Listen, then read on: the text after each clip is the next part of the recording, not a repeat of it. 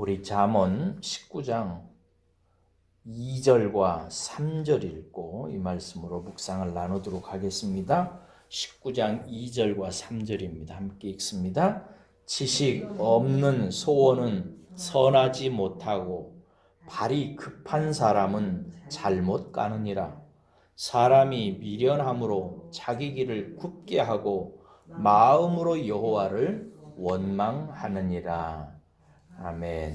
이 부분의 말씀을 읽으면 언젠가 들었던 한 목사님의 유머가 생각이 나요. 사람을 네 가지 유형으로 이렇게 나누어서 재미있게 말씀하시더라고요. 사람을 네 가지 유형, 즉 똑부형, 똑개형, 멍부형, 멍개형 이렇게 나누더라고요. 똑부형은 뭐냐면 똑똑하고 부지런한 형을 말하는 것입니다. 똑개형은 똑똑한데 게으른 사람을 말하고요. 멍부형은 멍청한데 아주 부지런한 형을 말하고요. 멍개형은 멍청한데 게으른 사람을 말하는 것입니다. 여러분이 생각할 때 똑부형, 똑개형, 멍부형, 멍개형 중에 제일 좋은 유형은 뭐라고 생각하세요? 똑부형이죠. 똑똑하고 부지런한 사람입니다. 그런데 제일 위험한 사람, 제일 나쁜 사람이 있어요. 그게 어떤 사람인지 아세요? 멍청한데 부지런한 사람인 것입니다. 뭘 제대로 알지 못하는데, 지식이 없는데, 깨달음이 없는데, 뭘 그렇게 열심히 하기를 좋아하고 일을 막 벌리는 사람입니다. 이런 사람이 한 가정의 가장이면 가족들은 아주 고생이 이만저만이 아닙니다. 이런 사람이 교회 목사이면 정말 큰일 납니다. 이런 사람이 또 나라의 대통령이 되면 그 나라의 국민들의 고초가 이만저만이 아닙니다. 사람은 지성과 감정과 의지를 가지고 사는 인격적인 존재입니다. 인격적인 존재로서 사는 이 세 가지 기본적인 요소, 지성과 감성과 의지는 순서가 있습니다. 먼저 지성이 우선이고 그 다음에 감성이 뒤를 따르고 그 다음에 의지가 따라오는 것입니다. 무엇인가에 대해서 사람은 먼저 알게 되고 그 아는 것에 대해서 호불호, 좋고 나쁜 것을 느끼고 좋은 것은 행하고 좋지 않은 것은 안 하는 것입니다. 그런데 사람이 만약에 의지가 앞선다면, 만약에 제대로 알지도 못하는데 감성이 앞서는 사람이라면 이 사람은 고생을 많이 하게 되어 있습니다. 인격적인 존재는 지성이 제일 앞자리에 앉습니다. 아는 게 힘이라는 말처럼 사람은 우선 알아야 됩니다. 알지 못하고 부지런하게 사는 것은 아주 위험한 인생입니다. 여기 2절에 보니까 지식 없는 소원은 선하지 못하고 발이 급한 사람은 잘못 가느니라는 말이에요. 지식 없는 소원이라고 할 때 이 소원은 열심, 열정을 말합니다. 영어로 말하면 zeal인데 열정, 열심을 말하는. 그리고 이 선이라는 말은 good, 영어로 좋다는 말이에요. 그러니까 지식 없이 열정을 가지고 열심히 사는 것은 굿이 아니에요. 나쁜 것이에요. 선하지 못하고 이렇게 발이 급한 사람은 결국 인생을 잘못된 길로 가게 된다는 것을 우리에게 가르쳐 줍니다. 어떤 사람은 열심히 사는 게 중요하다고 우리에게 강조를 하고 합니다. 이런 사람은 확실하게 망합니다. 신앙생활에도 특별히 이것이 중요합니다. 제가 언젠가 어떤 권사님하고 상담을 하는데 그 권사님이 그러더라고요. 하나님이 너무 원망스럽대요. 왜 그러냐고 그랬더니 내가 그래도 신앙생활을 얼마나 열심히 했는데, 주일도 빼먹지 않고 헌금도 열심히 하고 그래도 충성을 한다고 열심히 했는데 어떻게 이렇게 살게 하시냐 하면서 하나님을 원망하는 거예요. 그 말이 오늘 본문 3절입니다. 사람이 미련함으로 자기 길을 굽게 해놓고 마음으로 하나님을 원망하는 것입니다.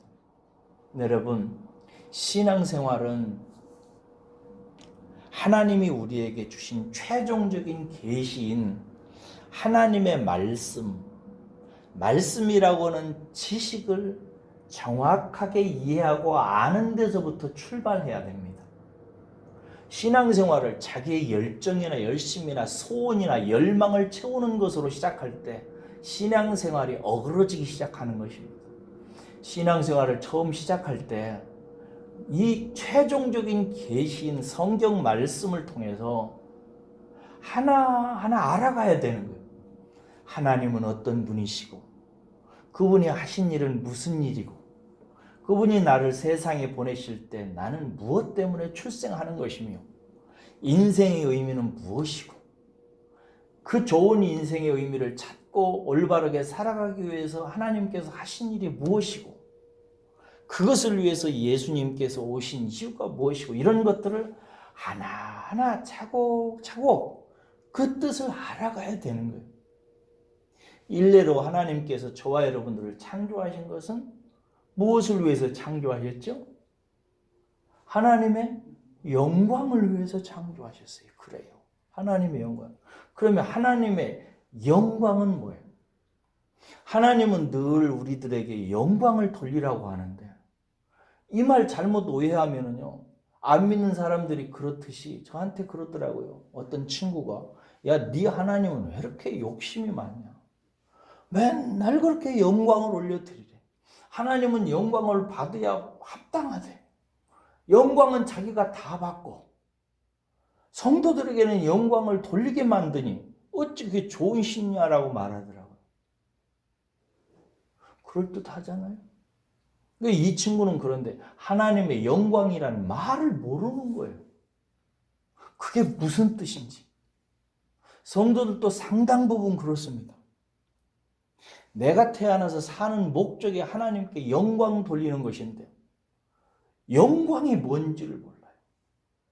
그래서 그냥 하나님께 뭐 드리고 충성하고 막 올려드리고 하나님께 막 찬송하고 이런 식으로만 생각을 한단 말이에요.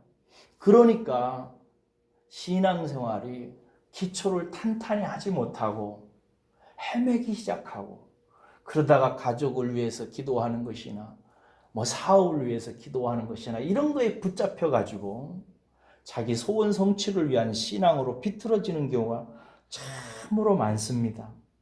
그러므로 신앙생활은 참 지식인 말씀을 차분하게 이해하고 깨닫는 데서부터 차곡차곡 쌓아가야 되는 거죠.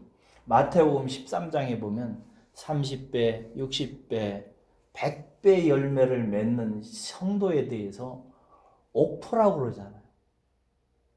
옥토가 30배, 60배, 100배 열매를 맺는다고. 근데 옥토에 대해서 주님께서 설명해 주시기를 뭐라고 말씀하셨죠? 말씀을 듣고 깨닫는 자니 이렇게 됐다.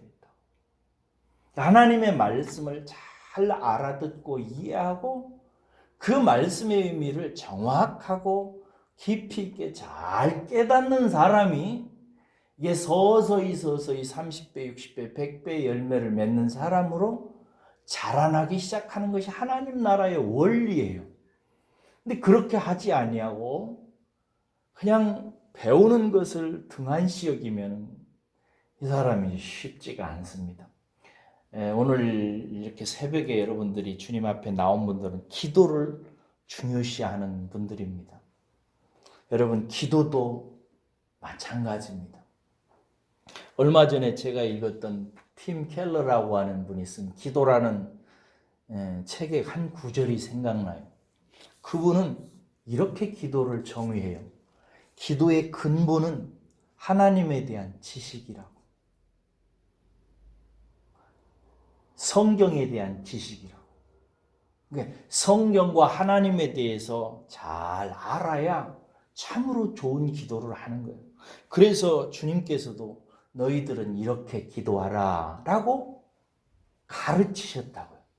기도하는 법을 성경을 통해서 잘 배워가기 시작하면서 기도가 시작되는 거예요. 제가 어젯밤에 잠을 그렇게 많이 못 잤어요.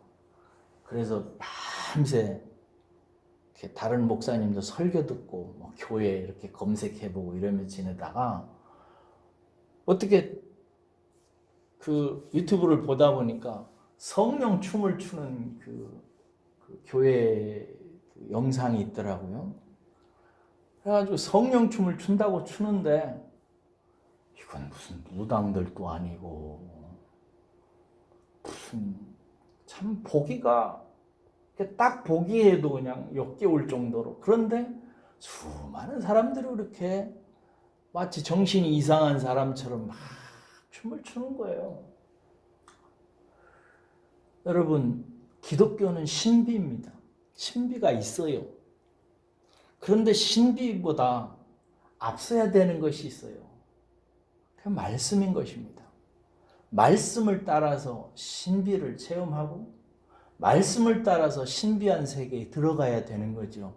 근데 그렇지 아니하고 그냥 말씀 멀리하고 그런 세계에 길들여지기 시작하면 그 사람을 어떻게 다시 끄집어내서 말씀에 토대를 놓고 하나하나 해서 그 사람을 정상적인 성도로 만들어내는 게 가능할까 싶은 생각이 들더라고요.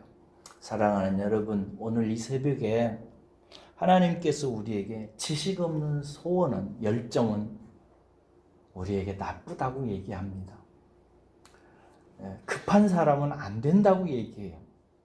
그렇게 급하게 자기를 가놓고 나중에 하나님을 마음으로 원망하는 신앙생활 하지 말라고 합니다. 신앙생활은 차분하게 하나님의 말씀을 통해서 깨닫고 깨달은 것에 대해서 그걸 붙들고 기도하고 기도한 것을 성령의 능력으로 삶 속에서 행하려고 하는 이런 순서를 가지고 하나님 앞에 한 발자국 한 발자국 쌓아가는 것이 신앙의 경건입니다. 저는 저와 여러분들이 그렇게 아는 것을 앞세우는, 먼저 하나님의 말씀으로 알아가는 길을 택하시고 그렇게 늘 말씀 묵상하는 일을 앞세우시기를 주의 이름으로 축원합니다. 기도하겠습니다.